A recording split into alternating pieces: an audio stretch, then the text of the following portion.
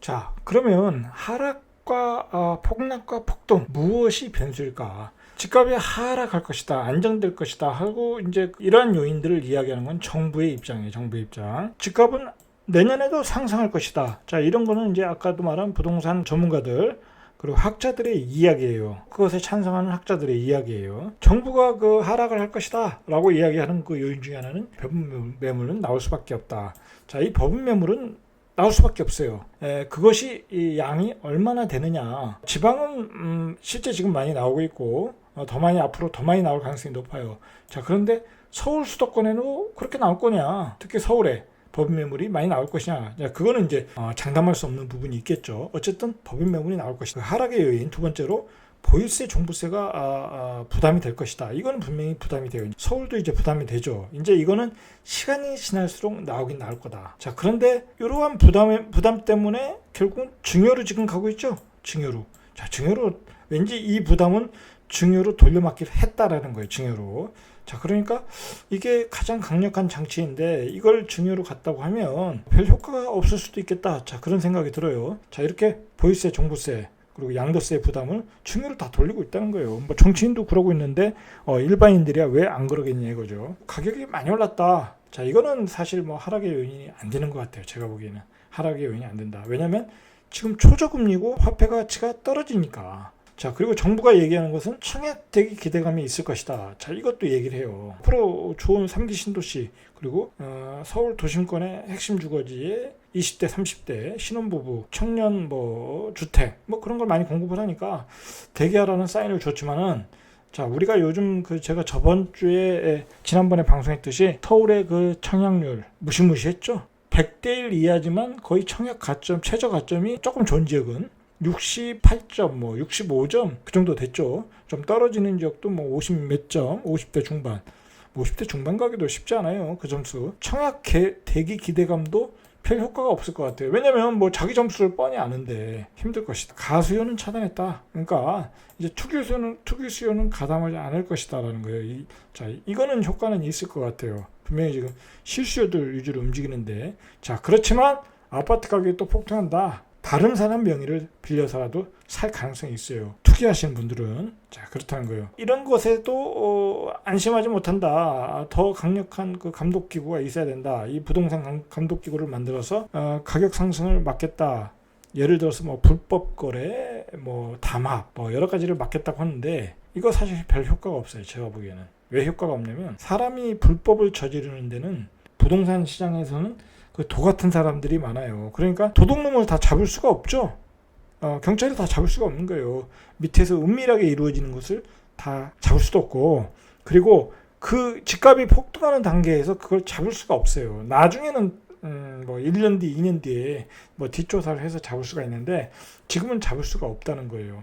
자, 그리고 지금 전매 제한 금지가 되고 분양권 거래도 안 됐는데 불법으로 분양권 거래되고 그런 것도 이제 많지도 않고 흔하지도 않고 자, 이거는 쉽지 않아요. 제가 보기에는. 그리고 예를 들어서 투자하시는 분들이 정상적인 거래를 통해서 세금을 다 내고 투자를 하면 그건 부동산 감독기구가 잡을 근거가 없잖아요. 그리고 예를 들어서 스타 강사들이 강의를 한다. 예를 들어서 어떤 지역을 사라 추천을 한다.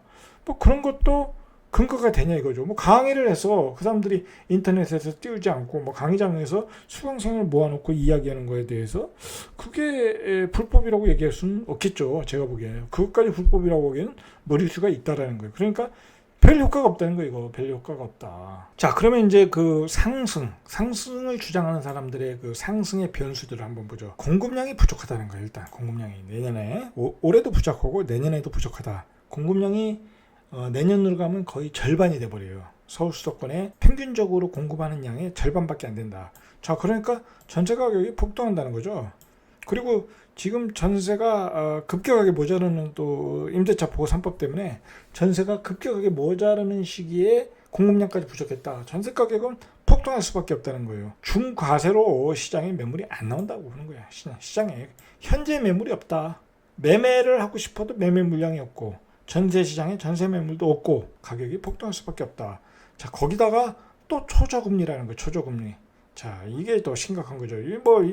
이번에도 그 연준 파월 의장이 잭슨 홀에서 연설했듯이 앞으로 5년간은 최소 5년간은 초저금리를 기조를 유지하겠다고 그랬어요. 자, 그러니까 초저금리의 공급량 부족, 전세 가격 폭등, 상승할 수밖에 없다. 자, 그리고 유동성이 또 풍부해지는 게 이제 주식에서 많은 이익을 본 돈이 또 부동산으로 또 들어올 수 있어요, 이게. 자, 이런 요인들이 다 폭등의 요인이라는 거예요.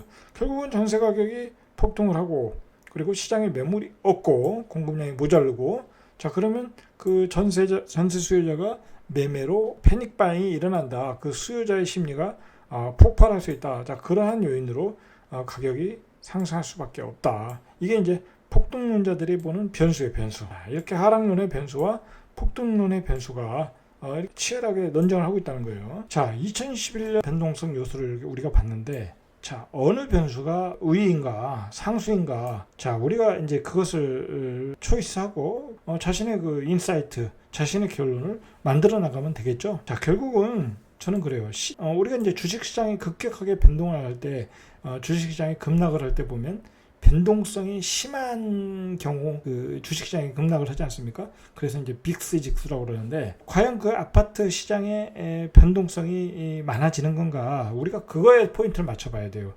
내년에 아파트 시장의 변동성이 많아지는가? 자, 그것을 이제 볼 때 정부 입장에서는 그 변동성의 원인을 투기 수요라고 봤어요. 정부 여당 입장에서는. 그래서 그 투기 수요는 완벽하게 차단했다. 어느 정도 완벽하게 차단했어요. 실제로 집을 살 수가 없게 만들었잖아요. 대출도 안 되고 취득세도 높여놨고, 그리고 뭐 심지어는 토지거래 허가지역도 만들어놨고, 자, 어느 정도 그 보유세도 올려놨고, 자, 그리고 변동성 요소를 정부는 잡아놨다고 보는데, 자, 시장의 폭등론자 입장에서는 그 변동성의 원인은 바로 공급량이고, 그 공급량의 부족으로 내년에도 전세 가격은 폭등할 것이고, 그리고 그 전세의 실수요자가 매매로 움직일 가능성이 많다. 이게 변동성의 핵심이라고 보는 거예요. 어떻게 보면 그 시장의 전문가들이 보는 그 요소들이, 이 변동의 요소들은 굉장히 정량적이에요. 수치적이라는 거죠. 자, 그러니까 굉장히 그 틀린 말이 아니에요. 제가 봐도 주거라는 거는 어떻게 보면 필수잖아요. 가장 중요한 필수인데 전세가 없다. 자, 그러면 당연히 매매로 돌변할 수밖에 없겠죠. 당연히 뭐 3년 뒤, 4년 뒤에 내가 저 아파트를 분양받을 수 있는 자격 점수도 안 되는데 뭐 마냥 기다릴 수가 없잖아요. 가격은 폭등을 하고. 자, 그러니까 결국은 움직일 수밖에 없다. 그렇게 보는 거예요. 자, 그래서 2021년 전세 가격이 만약에 폭등을 한다. 자, 그러면 이게 변동성의 주 요인이 될 수 있다는 거예요. 자, 변동성이 주 요인이 이게 된다면 가격은 폭등할 수밖에 없다라는 거예요. 자, 2021년에 공급량이 어느 정도였냐면 2020년에 48,000호예요. 이게 많은 게 아니에요. 뭐 평균 6만 호 정도는 있어야 된다고 그래요. 자, 그런데 2021년에는 25,000 가구라고 그래요. 그러니까 내년은 전세 가격이 올라갈 수밖에 없어요. 올라갈 수밖에 없다. 또 연준 파월 의장의 잭슨홀 연설에서 초저금리는 계속 유지가 된다. 이제 심지어 마이너스 금리까지 간다고 그러니까 그 집을 사기 위한 어떤 조건이 좋아지는 거죠. 조건이 좋아진다는 거예요. 이렇게 큰 대세의 흐름은 현금가치의 하락이라는 거예요. 폭등론자의 입장에서 주장하는 내용에 의하면 M2분의 M한 그 비율이 보통 28% 이상이면 상승을 하는데 6월 기준으로 지금 34.4%, 지금은 한 35% 정도 되는 거예요. 그러니까 시장의 유동성이 너무 풍부해요. 시장의 유동성이 풍부하다고 다 되는 건 아니죠. 근데 그걸 정부가 규제로 막아놨잖아요. 그죠? 투자자는 일체 이제 대출을 못 받고 15억 이상은 안 되고, 자, 이 부분에 대해서는 막아놨지만 그렇지만 별 의미가 없다는 거예요. 뭐 예를 들어서 현금을 가지고 와서 사지 않습니까? 자, 9억 이하는 또 살 수가 있고, 그리고 뭐 대출 받아서 대출이 안 나오는 것도 아니고, 자, 그러니까 살 수가 있다. 자, 이렇게 M2분의 M한 비율이 35% 가까이 됐다. 자, 2007년 부동산 버블 당시에 이게 33.5%라고 그래요. 개인적으로는 2022년 뭐 늦어도 2023년 정도부터는 집값은 안정세를 찾을 가능성이 많아요. 이제 3기 신도시가 본격적으로 나오기 시작하니까 분명히 안정세를 찾을 가능성이 높다. 장기적으로 보면. 자, 그런데 문제는 내년이 문제라는 거죠. 내년. 저 개인적으로는 내년에 뭐 폭등까지는 제가 뭐 장담을 못하지만 가격은 우상향할 수 있다. 저는 그렇게 봅니다. 개인적으로는 그럴 수밖에 없어요. 지금 봐서는, 분위기로 봐서는. 그리고 최근에 그 어떤 그 이번 상승 사이클을 보면은 아파트 시장이 굉장히 한 방향으로 가는 경향이 짙어요. 어떤 지역의 선정에 있어서도 그렇고 한번 올라가기 시작하면 어떤 집중적으로 올라가는 경향이 있다. 자, 이게 왜 그러냐? 바로 이게 SNS예요. 인터넷 플랫폼을 기반으로 한 어떤 전문가들의 어떤 글들이, 분석과 글들이 그냥 유포되지 않습니까? 쉽게 정보가 대칭이 되면서 그 모든 정보를 일반 개인들이 이제 쉽게 접할 수가 있다 보니까 그걸 보고 시장의 참여자들이 한 방향으로 가는 거예요. 그런데 그 시장에 나오는 데이터들이 바로 이런 상승을 주장하는 이런 내용들이 나오면 주택 시장은 주식 시장이 아니지 않습니까? 주식은 그냥 계속 공급을 할 수 있어요. 바로바로 유상증자 해가지고. 근데 주택은 그게 안 되다 보니까 공급량이 모자라서 어떤 그 가격이, 전세 가격이 폭등을 하면 바로 가격에, 실을 가격에 바로 반영이 되는 그런 시장의 구조인데, 자, 그것을 부동산 전문가들, 부동산 강사들이 계속 이제 주장을 하는 거죠. 그러다 보면 시장의 참여자들이 그 사람들의 말을 따라 계속 매수를 해가는 거죠. 무주택도 매수하고 투자자도 매수하고. 자, 그런 방향으로 간다는 거예요. 그러니까 정부가 부동산 감독원을 만들어서 저지해보겠다, 이제 그런 얘기를 하는 거예요. 자, 이제 정리해 보겠습니다. 지금까지 이제 그 상승의 요소와 그리고 하락의 요소들을 한번 봤습니다. 자, 봤는데 내년 시장에 그 영향을 줄 변동성이 뭐냐? 제가 이제 정리했습니다. 이 바로 전세 가격이라는 거예요. 내년의 변동성은 전세 가격이다. 서울의 전세 가격. 자, 그런데 상식적으로 생각해도 내년의 전세 가격은 약하지가 않겠죠. 분명히 세질 거예요. 이 정부의 규제가 들어갔으니까. 자, 전세 가격이 세진다. 공급량도 모자르고. 개인적인 생각으로는 내년 시장도 약세를 볼 이유가 없는 거예요. 약세를 볼 이유가 없는 거예요, 지금. 아무리 객관적으로 봐도 약세를 볼 이유는 없다. 자, 그러면 이제 전략은 간단해요. 무주택자들은 역시 자기가 적당한 가격이 나오면 사고, 자, 그리고 무주택자들은 내가 청약 가점이 지금 나오는 그 청약 가점들이 있으니까 비교를 해서 청약 받을 수 있는 가점이면 받고, 그리고 내 청약 점수 가지고 모자르다. 그러면 그 지역으로 가서 당해 지역으로 이사를 가서 그 당해 지역이면 가점이 좀 낮아질 수 있으니까 그런 청약 전략을 짜고, 지금은 그런 전략들을 짜셔야 돼요. 그냥 내년에 폭락한다. 내년 어떤 폭락론자의 얘기를 듣고 마냥 기다리기에는 시장 상황이 그렇게 녹록지 않다는 거예요. 녹록지 않다. 자, 그렇지만 만약에 나는 장기적으로 보겠다. 아주 장기적으로 보겠다. 자, 그러면 2022년 이후에, 2023년 이후에 나는 사겠다. 그때 가격이 조정되면 사겠다. 그때 그렇게 하셔도 가능성은 있어요. 근데 크게 빠지진 않을 것이다. 왜냐면 이제 화폐가치는 계속 하락하는 추세예요. 이제 우리가 중요한 게 뭐냐면 이 화폐 가치가 예전의 화폐 가치가 아니라는 거예요. 예전의 화폐 가치가 아니다. 화폐 가치는 이제 더 떨어질 가능성이 높아요. 앞으로 이 자본주의 발전 과정에서 계속 미국 경제가 그 무제한 양적 완화로 계속 그 부채를 늘려가는 경제이다 보니까 이제 자본주의 경제는 부채를 늘려가는 경제예요. 요즘 우리가 대기업 부도날 가능성이 있거나 법정 관리 가능성이 있는데 계속 지원해 주잖아요. 그죠? 예전 같으면 그거 이제 공적 자금 들어간다고 논란이 많았는데 그렇지 않다는 거예요. 이제 화폐는 찍어서 경제를 살린다. 그게 이제 현대 화폐 이론이지 않습니까? 자, 그러니까 화폐 가치가 떨어지니까 이 현물 가격은 이게 떨어져도, 앞으로 가격이 떨어져도 우리가 예상하는 만큼 그렇게 낙폭이 크지 않다는 거예요. 자, 그러니까 가능한 한 어떻게 보면 그 적당한 가격이 나왔을 때 사야 되는 게 맞지 않은가, 저는 또 그렇게 생각을 합니다. 자, 조금 더 그 얘기를 좀 정리하자면, 우리가 생각하는 만큼 예전의 가격, 예전의 돈의 가치, 현물의 가격, 아파트의 가격이죠. 자, 그런 가격의 어떤 기준이 달라졌어요. 자, 여러분이 생각하는 만큼. 자, 이거 중요한 얘기인데, 시객에서 돈의 가치가 너무 떨어졌다는 거예요. 너무 떨어졌다. 사실은 가격이 올라도 오른 게 아니에요. 오른 게 아니다. 돈의 가치가 떨어진 거예요. 자, 그러한 시각으로 지금의 시장을 봐야 되고 앞으로의 시장도 봐야 된다. 자, 그런데 이게 문제가 뭐냐면, 최근에 예를 들어서 이제 양적 완화를 해서 코로나 바이러스 이후에 세계의 주식시장이 반등을 하지 않았습니까? 자, 잘 생각을 해보십시오. 미국의 나스닥 시장이 반등을 했는데 빅테크라고 그러죠. 팡기업.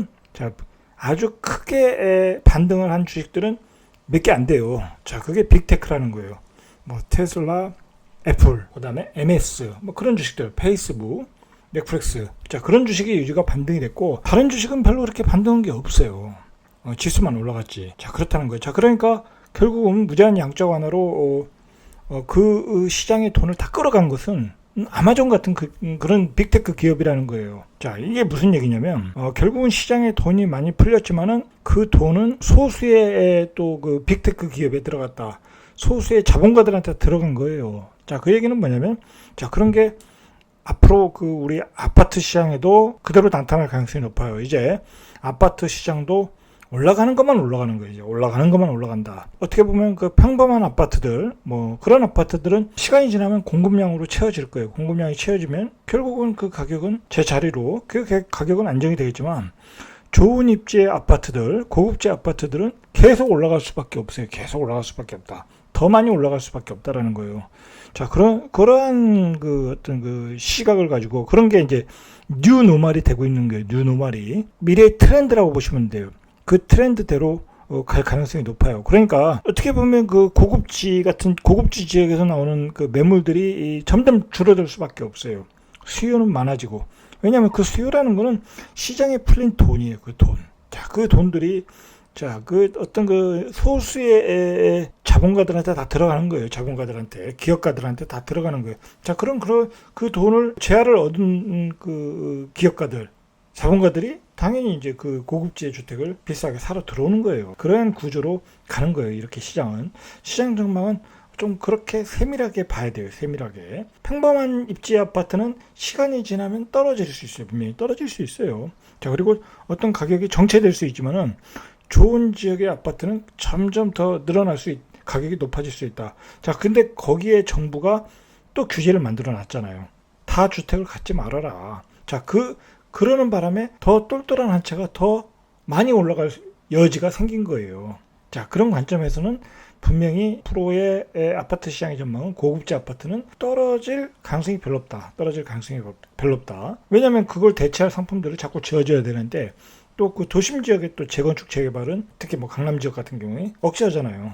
자, 그러니까 그런 아파트들은 더 올라갈 수밖에 없는 거예요. 고급지 아파트들은. 그렇게 좀 분리를 해서 보셔야 되고, 서울의 시장도 뭐랄까요, 뭐 계속 그 수요는 증가하는 시장이니까, 그리고 화폐 가치는 떨어진다. 자, 그런 시각으로 보면 미래에 그렇게 떨어질 일이 많지는 않다. 자, 그렇게 보시면 될 것 같아요. 자, 이상 절대값 TV의 명품 PD 한 PD였습니다.